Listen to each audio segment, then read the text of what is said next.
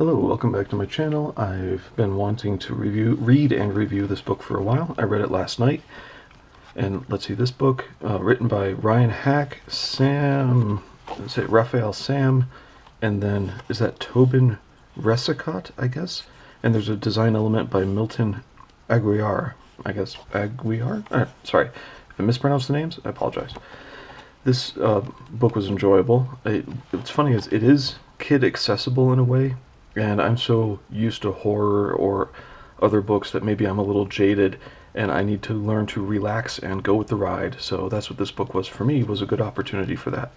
Let's see. This book also came in, it's formatted for whatever reason a little bit wider than a standard comic. So let's take a look. So let's try this. So here's an old, yeah, it's got that extra width right there. So that made things a little bit odd. It's like 3/8 of an inch.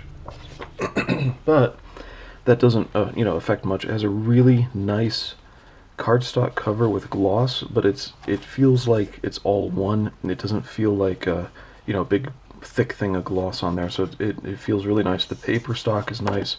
It's a good choice. And if you can see this in the camera, yeah, there we go. There's a mild effect there. This uses that pattern where, let's say, it's red dots down here on a black background, proceeding through a checkerboard. Anyway, so this pattern of dots to checkerboard, it's used throughout the book, which gives a nice consistency to the visuals. So a lot of the shading is done that way, where that's just there in the background. Like here I can find it, and so it's not just color shading, there's this nice texture there. If this is the kind of thing that bothers you and you can't stand it, and you can't help but see it everywhere, then okay. I noticed it, and then I saw it again. I'm like, oh, all right. It's kind of like when they do color grading in a film. I'm not talking about the cyan and orange garbage that they pull for emotionality. I mean, like Lord of the Rings did a lot of color grading for getting the trees consistent, so everything had a slightly reduced palette that way. But in this sense, it's a texture that really ties a lot of the book together to be its own world. So let's jump into the book then. The story starts with, let's see, I'm going to tell you the story of Planet Christmas. That's this. And so he draws us in, sort of standard way is, you get your wide shot and you're narrowing down. He brings us right into the characters so we know where we are. So that's a good start. This story might surprise you. We start on the beautiful Sugar Plum Cove, period. That should be a comma. And then here should be an ellipsis because it's not a sentence, ... or a period. An isolated island where sugar plum fairies take care of the young children of the planet. So he's introducing everything that's going on, with a minor punctuation error. And I'm going to give some editorial notes. But so we got fairies, children of the planet, got to be here somewhere. Oh, look, here's one, a couple more fairies. And we're introduced to one saying, "What's the matter, Garret?"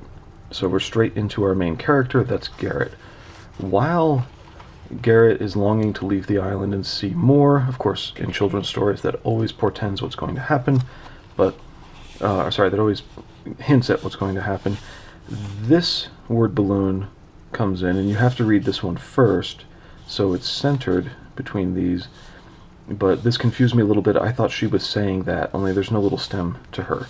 So I don't know if there's a better word balloon placement, but that just caught me once, and I have one more negative note, and then the rest of it's fine. This is obviously a recommend. So the book is fun. I'm just not used to books that are for kids. So anyway, the island is getting attacked by nutcrackers. So there's some reference to your normal Christmas things like the Nutcracker Suite. I think they are vacuuming up the fairies to get rid of them, and that's as opposed to blasting them with something. I couldn't tell. And then over here it looks like they're blasting them. So yeah, I wasn't too sure which way that went. It doesn't matter. It's a battle. Roll with it, man. Have some fun. So there's a bit of adventure. Now, J.R.R. Tolkien had a thing where this is one of my things when I read, is application is in the eye of the reader, where allegory is in the eye, or is in the pen of the author, he would say. In other words, you might find things in the work, but that doesn't mean that the author is deliberately putting them there, that's you seeing it.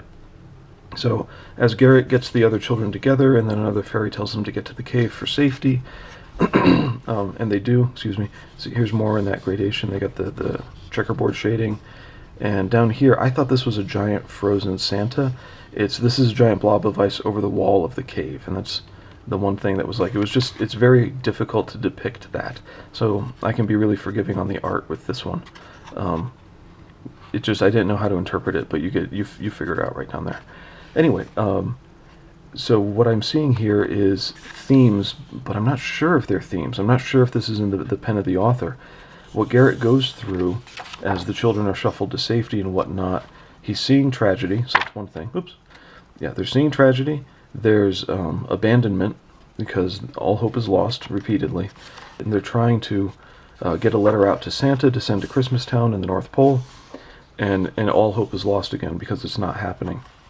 Now, earlier, one of the fairies gave him a particular sugar plum to help protect him in danger, and he uses it to escape this situation, but it literally rolls him, like a big bubble, down into the battle going on outside.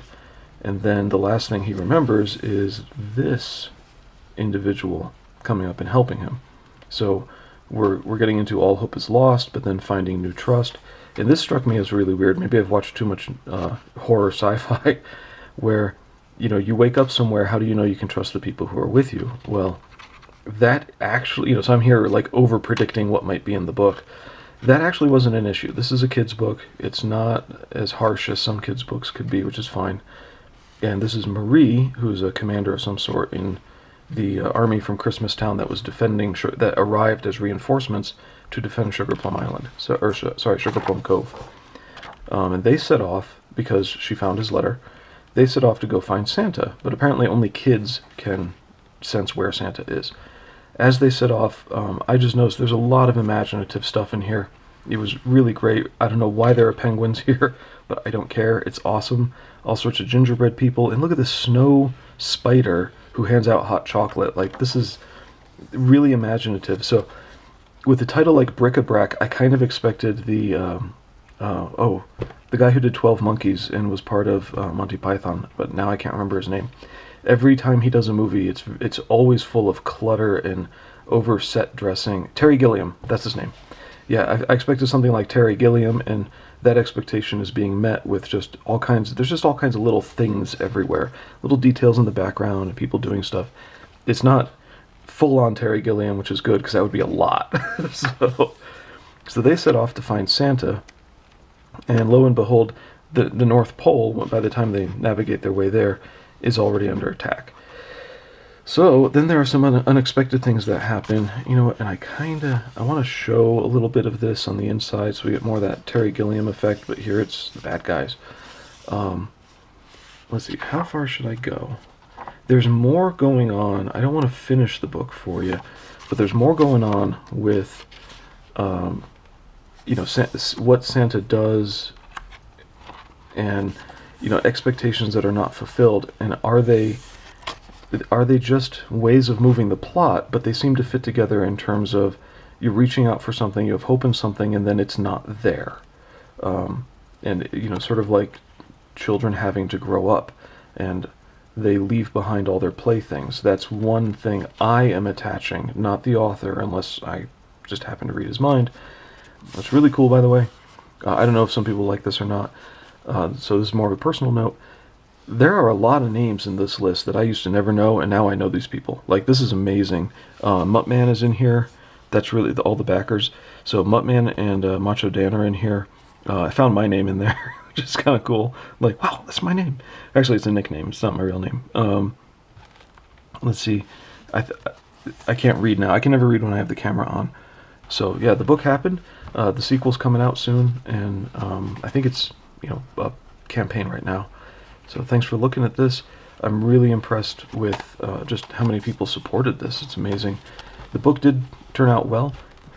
If this is a first outing, I don't think it is, but let's say it's a first outing for Ryan Hack. I think as a writer, he's got a little bit of room to grow, but nothing like super critical that I would come down on. Nothing really like stood out to me or ruined anything for me.